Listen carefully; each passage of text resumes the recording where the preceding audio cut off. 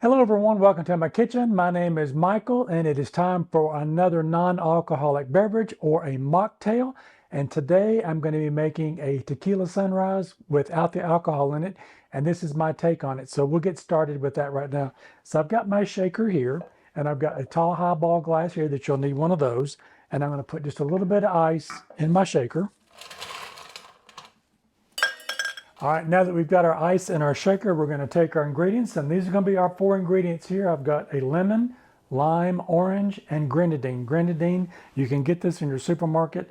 It is a syrup, and it is non-alcoholic, so definitely check that out. Four ingredients here. You probably have a couple of them already. So we're going to take our first one now. We're going to put into our shaker is a half a cup of orange juice.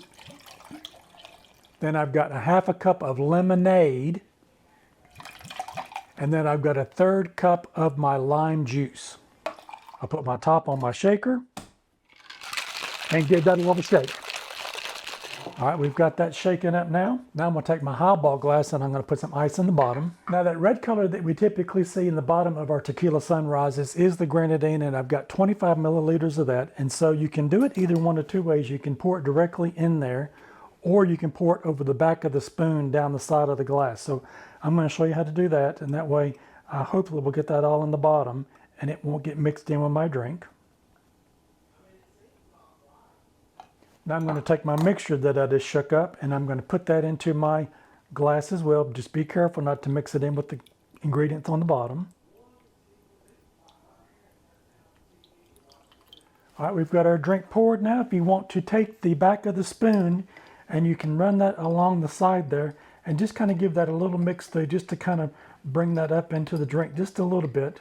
Now that we've got that mixed together, now for our garnish, I've got just a little bit of orange here that I've got into a slice, and I'm going to put that on the side.